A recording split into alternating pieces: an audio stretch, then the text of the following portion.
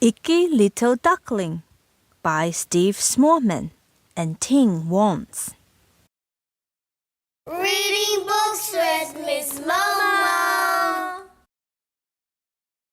Mr. Rabbit liked everything to be just so. Every flower, just so. Every pebble, just so. Every leaf in the forest perfectly neat, and just so. One day, he was busy tidying when he found something smooth and speckly and perfect. "Oh, my whiskers!" he gasped. "You are just the thing for my collection." Mr. Rabbit hurried home. He carefully washed the perfect, speckly thing and placed it, just so, in the middle of his collection. He loved it. He often sat, polishing it and humming a happy little hum.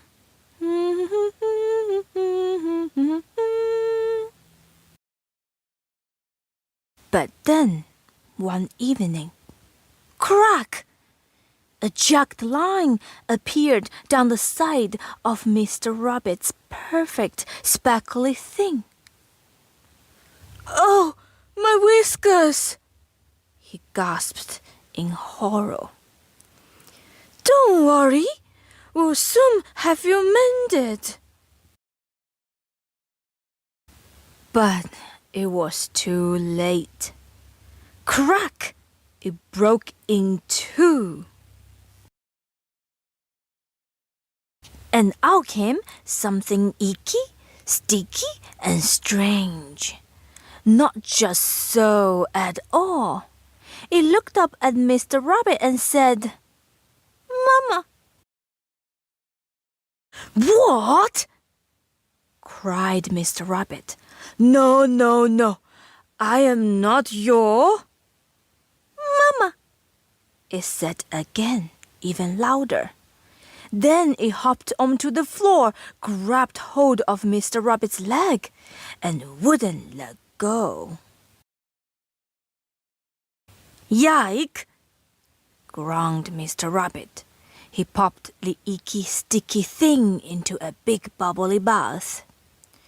"First, you must be clean. We'll find your mama in the morning." Quack, quack, quack, quack, quack, quack, quack, quack.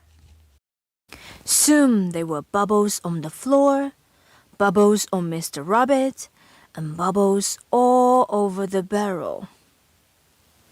"Goodness me!" gasped Mr. Rabbit. "You are a duckling!" Gurgle, urgle, urgle, went the duckling's stomach. "Oh, bother!" grumbled Mr. Rabbit. "Now you are hungry. Do you like porridge?" The little duckling did like porridge. She liked to sit in it, she liked to splash in it, and she liked to share it with Mr. Rabbit. "Yike!" groaned Mr. Rabbit, and he filled up the bath again. "Yum!" went the little duckling. "Bedtime? Thank goodness!" cried Mr. Rabbit. "Soon be morning." He popped the duckling into a box and tucked her in, just so. But the duckling didn't stay just so for long. "Mama." Mr. Rabbit flopped into his chair. "What a mess!" he groaned. "I will tidy it up in the—"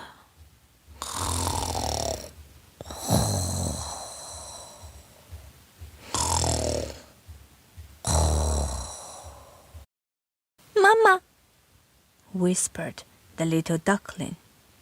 She scrambled onto Mr. Rabbit's lap, snuggled up, and fell fast asleep too.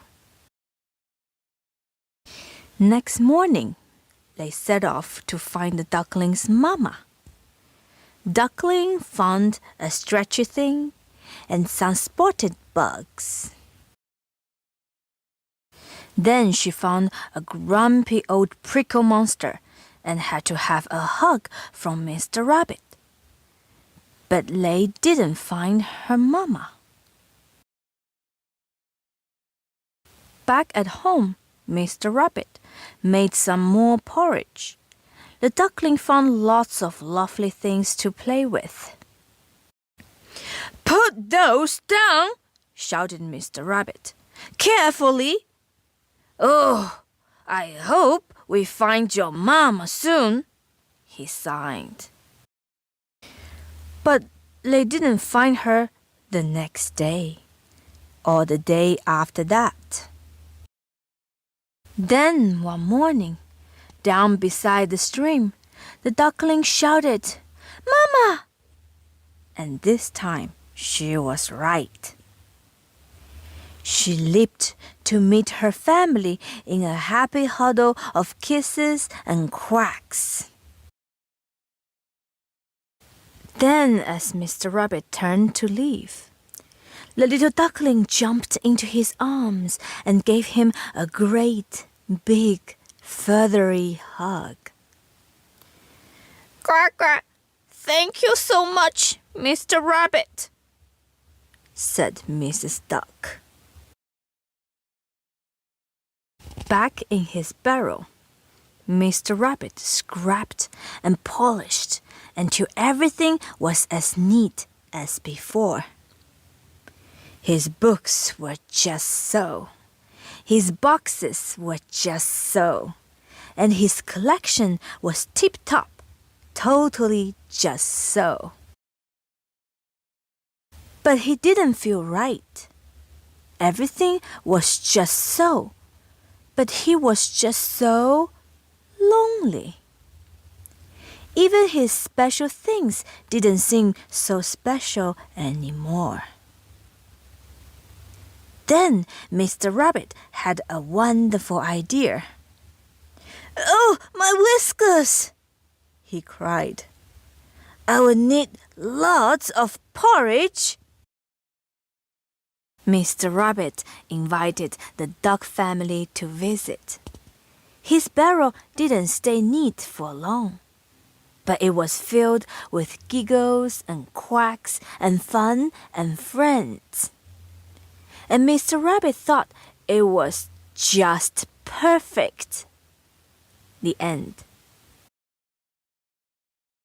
Please like, share, and subscribe.